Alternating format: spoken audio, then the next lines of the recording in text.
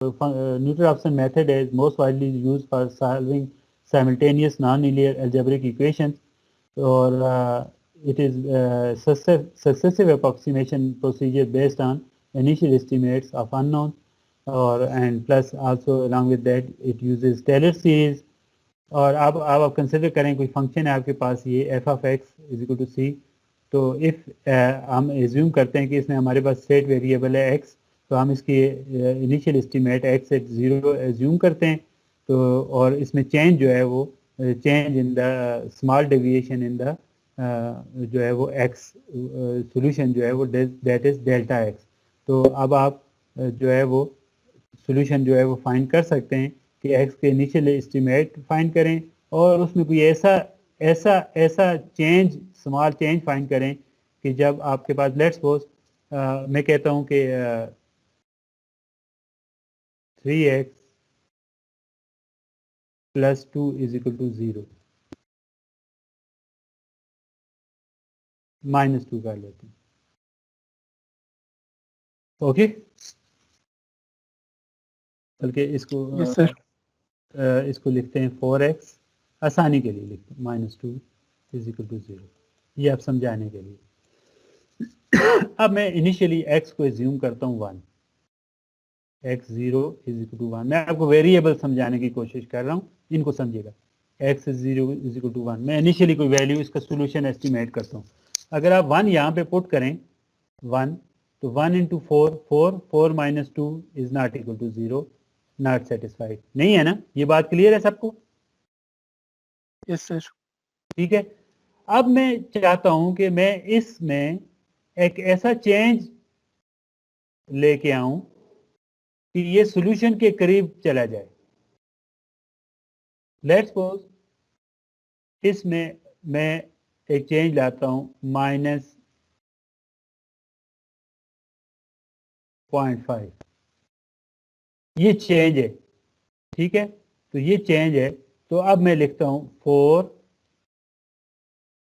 Into initial estimate 1, इस equation को लिख रहा हूं मैं, ये वाली इक्वेशन 4 इंटू 1 माइनस 0.5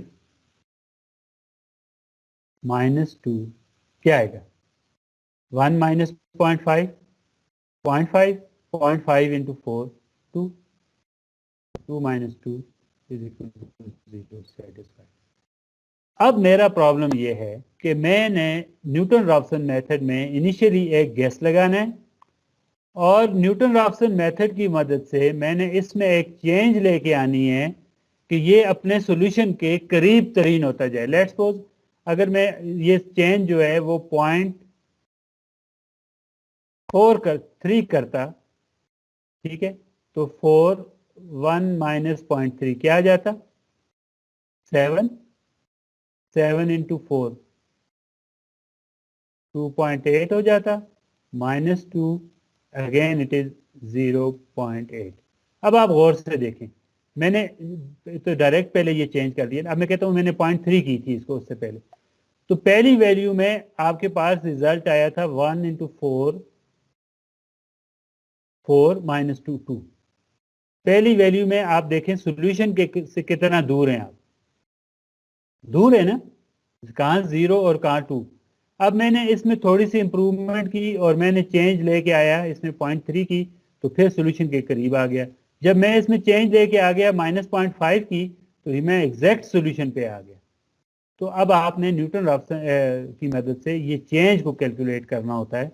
ये चेंज जो है वो हम कैसे कैलकुलेट करते हैं, ये आपको मैं समझाता हूँ कि अब आप किसी भी, आपको पता है टेलर सीरीज क्या होता है, कोई भी फंक्शन जो है वो आप उसको जो है इनफाइनाइट डिफरेंशिएबल रियल और कम्प्लेक्स नंबर पावर सीरीज में लिख सकते हैं। इसमें इसके साथ जो फंक्शन इनफाइनाइटली डिफरेंशिएबल हो, रियल और complex number A is the power series. ये देखें, एक कोई फंक्शन था, उसका मैंने टेलर सीरीज एक्सपेंशन जो है वो लिखी। बेसिकली आपको क्या बताता है कि ये देखें आप, ये आपके पास एक कर्व है,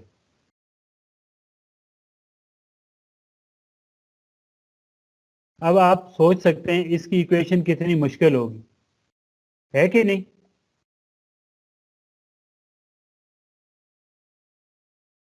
ये आपके पास एक कर्व है।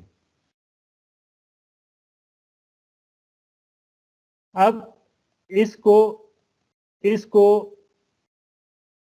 मैं अप्रोक्सीमेट करता हूं थोड़ा सा और। ये एक कर्व है, देखें सिंपल कन्वेक्स कर्व है, क्वाड्रेटिक इक्वेशन बन जाएगी, इसका पॉलिनोमियल बनेगा विद n वेरिएबल। अब ये जो आपने कर्व लगाया ये इसकी अप्रोक्सीमेशन है, एग्जैक्ट आंसर आपको नहीं मिलेगा। अगर सोल्यूशन यहाँ पे लाई कर रहा है तो हो सकता है ये थोड़ा सा इससे ये डिफर करेगा। अब ये आपने एक लाइन कर्व लगा दिया है इसकी अप्रोक्सीमेशन की, तो in the second step you can approximate this also. अब आप इसको देखें तो इसको आप एक स्ट्रेट लाइन से अप्रोक्सीमेट कर सकते हैं। ये और सिंप्लीफाई हो गया, फर्स्ट ऑर्डर इक्वेशन आपके पास आ जाएगी। इसके बाद आप इसको और अप्रोक्सीमेट कर सकते हैं विद 1 पॉइंट, ये इसकी और अप्रोक्सीमेशन। लेकिन आप जितना अप्रोक्सीमेशन करते जाते हैं आप एग्जैक्ट सॉल्यूशन से थोड़ा सा दूर होते जाते हैं। ये जो एग्जैक्ट पॉइंट है ये आपके पास डायरेक्ट सॉल्यूशन है इसका, ठीक है। अगर आपने ये एक दफा अप्रोक्सीमेट कर लिया तो इट विल बी रॉन्ग और राइट एक ही टाइम पे, जबकि यहाँ पे आपके पास लाइन में थोड़ा सा और मार्जिन बढ़ जाता है, आप इसके करीब रहें, कर्व में और ज्यादा, और जो आप ये जो पॉलिनोमियल आपने बनाया था रेड वाला, इसमें और ज्यादा आप एग्जैक्ट सॉल्यूशन की तरफ जा सकते। तो ये अप्रोक्सीमेशन होती है। तो अब अगर आपका कोई फंक्शन है तो उसको आप अप्रोक्सीमेट कर सकते हैं। ये देखें, अब आप अगर आप ध्यान के साथ देखें तो first term of the Taylor series A, ये कोई रियल वैल्यू है F of A that is constant. फिर इसके बाद ये डिफरेंशिएबल फंक्शन है और इसमें वेरिएबल आ गया, ये लाइन की इक्वेशन का पार्ट है with single variable. Now you have a quadratic equation का पार्ट है, टर्म है, you have a quadratic equation, और पॉलिनोमियल ऐड करते करते आप अल्टीमेटली ये फंक्शन जो है ऐसा गंभीर सा फंक्शन डेवलप कर लेते हैं। इसकी पहली अप्रोक्सीमेशन है ये अगर आप देखें, ये अगर ये वाला फंक्शन देखें तो that will be A point, ये अगर आप देखें तो that will be A line, और अगर ये देखें तो that will be A curve. Exact बनते नहीं है, तो आपके पास पॉइंट, लाइन, कर्व और एक और पॉलिनोमियल के साथ, इसमें वेरिएबल्स की तादाद, इसमें ऑर्डर जो है ऑर्डर, इसका ऑर्डर 0 होगा कांस्टेंट, इसका सिंगल आपको पता है y is equal to mx line का वो है, और ये कोई भी क्वाड्रेटिक इक्वेशन हो सकती है एलिप्स की, पैराबोला की, और ये पॉलिनोमियल जो है वो आपके पास मल्टी वेरिएबल के साथ हाई ऑर्डर के साथ आएगा। तो टेलर सीरीज की एक्सपेंशन जो है वो कर सकते हैं। अब आप अप्रोक्सीमेशन में हम क्या करते हैं कि फर्स्ट 2 टर्म्स जो हैं वो हम चेंज जो है वो हम एज्यूम करते हैं, तो हम फर्स्ट 2 टर्म्स जो है वो कंसिडर कर लेते हैं, और वेयर आपके पास डेल्टा सी जो है वो C minus F of X 0, F of X की वैल्यू एट द 0, ठीक है। तो x1 की वैल्यू जो है नए वेरिएबल स्टेट की नई वेरिएबल जो की वैल्यू जो है वो हम फाइंड कर सकते हैं using the previous value and the change, ठीक है। ये हमने फाइंड करना है कि ये आपका फंक्शन के साथ रिलेटेड टर्म आएगी, और ये आपके पास फंक्शन की वैल्यू के साथ, स्टेट और फंक्शन यहाँ पे आपके पास दोनों आएंगे सेकंड अप्रोक्सीमेशन, ठीक है। Successive use of this procedure produces the Newton Raphson method, और आपके पास जो चेंज इन द सी है that is C minus function की वैल्यू ऑफ एफ एक्स के, तो जो स्टेट में चेंज है वो आप इससे फाइंड करके, और ये differentiable value D of X at X की वैल्यू एट के जो है वो उससे फाइंड करके आप कैलकुलेट कर सकते हैं। ये भी हम एक एग्जांपल करेंगे, न्यूमेरिकल एग्जांपल शायद ये वही है एग्जांपल, उसके वही इक्वेशन है। तो अब हम यूज़ करते हैं कि इसको कैसे जो है वो हम फाइंड कर लेंगे। तो सबसे पहले आप इसको डिफरेंशिएट करें, तो ये आप मेरे ख्याल में यहाँ पे मैंने इक्वेशंस नहीं एक मिनट में इक्वेशंस यहाँ पे ले आता हूँ। मैं जस्ट आपको ये फाइनल वर्ड जो है वो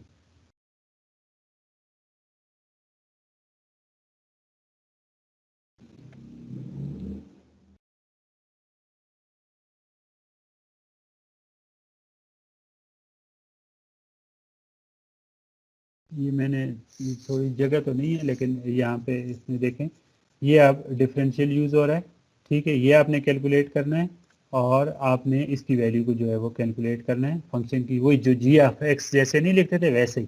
तो देखें आप कैसे करते हैं। तो सबसे पहले आप इसको डिफ्रेंशिएट कर लें, ठीक है। ये आपने D F by D X find कर लिया, डिफरेंशियल ऑफ द फंक्शन, ठीक है। और उसकी वैल्यू फाइंड करें at the initial estimate. Initial estimate हमारा 6 है, ठीक है जी। तो इसकी फंक्शन की वैल्यू जो है एट इनिशियल एस्टीमेट पे फाइंड करें, एक्स की वैल्यू 6 लगाएं, इसको सॉल्व करें। ये नीचे इसने ये सॉल्व किया है, ठीक है। और फिर इस इक्वेशन को सॉल्व करें, c minus F of x.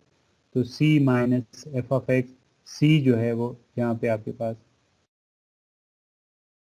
ये 0 और 0 माइनस ये आपके पास फंक्शन की वैल्यू दैट इज -50, ठीक है। तो ये आप जो है वो D of F of x जो है वो आपने ये फाइंड कर लिया। क्या फाइंड किया? ये यहाँ पे, ठीक है। एक मिनट दोबारा से स्टार्ट से लेते हैं। सबसे पहले डिफरेंशियल फाइंड करें। Now solve the this equation. ये इक्वेशन क्या है? ये सॉल्व हुई है। तो c 0 माइनस फंक्शन की value at X of 0, c 0 minus F X के। तो x की वैल्यू 0 पुट करें, 0 पुट करें और 0 पुट करें, ठीक है। सॉरी 6 पुट करें, ये है ना इनिशियल एस्टीमेट। तो यहाँ पे आपने इसकी वैल्यू जो है वो पुट की, तो ये आपके पास -50 आ गया। Now you find the differential की वैल्यू जो है वो x 0 पे फाइंड करें। डिफरेंशियल की वैल्यू x 0 पे क्या आएगी? x 0 इज इक्वल टू 6, तो इसकी वैल्यू आएगी 3x square minus 12x plus 9, ये आ गया 45। तो आपका जो इनिशियल एस्टीमेट में चेंज है वो आपने कंप्यूट करनी है, that is equal to -50 divided by -1.11। तो अब ये चेंज है, तो नई वैल्यू क्या आएगी? नई value is previous value plus change. नई value is previous value plus change, तो ये आपके पास 4.889 है। अब दोबारा इस वैल्यू को यूज करें और ये सारा प्रोसीजर रिपीट करें। ये देखिए, ये वैल्यू यूज करें, दोबारा आप डिफरेंशियल की वैल्यू और ये दो इक्वेशंस आपने सॉल्व करनी है, एक ये इक्वेशन और ये इक्वेशन, ये दो इक्वेशन सॉल्व करनी है। Then you will compute the third, ये आपके पास आएगा। तो अब आपने दोबारा इसको, इस वैल्यू पहले हमने क्या एज्यूम किया था, x इज इक्वल टू 6, तो अब हमने कैलकुलेट किया x इज इक्वल टू 4.8। तो अब जहाँ जहाँ पे x 0 अपीयर हो रहा था, now you will use x1, ठीक है। तो ये आपके पास नेक्स्ट स्टेप में x1 को यूज़ किया आपने और x2 की वैल्यू फाइंड की। देन x2 यूज़ किया, x3, x4, x5। ये आप चलते चलते अब आप देखें कि जब आप सोल्यूशन के करीब पहुंचते हैं तो then you have a very less difference between the two successive values. तो जैसे जैसे आप सोल्यूशन के करीब पहुंचते हैं तो ये जो है वो सोल्यूशन के आपकी डिफरेंस जो है वो कम होता है। अगर आप यहाँ पे भी रुक जाते तो then that was an approximate solution, ठीक है। तो मल्टी वेरिएबल के लिए भी ऐसे ही फाइंड करते हैं। अब आप इसको टेलर सीरीज से सारे फंक्शंस को जो है वो डिफरेंशिएट करें और ये इसकी बेसिक इक्वेशन ये आ जाए। अब आपके पास ये आपके पास डिफाइंड वेरिएबल होता है, ये गिवन होता है, और ये फंक्शन की वैल्यू एट 0 लेवल, ठीक है। फंक्शन की value that is the function का डिफरेंशियल की वैल्यू एट द 0 लेवल, ठीक है। और this is the change in the state variable, ये आप जो है इसको फाइंड करते हैं। अब आपके पास जो है वो ये जनरलाइज जो है वो इक्वेशन जो है वो आपके पास आ जाती है, जिसको आप यूज़ कर सकते हैं सॉल्व करने के लिए। ये आपके पास चेंज इन द जो constant side right hand side होती है उसमें चेंज आएगी, ये नॉन होगा आपको। ये जैकोबियन आप कैलकुलेट करेंगे, you will call it Jacobian and you will call it a change in the variable.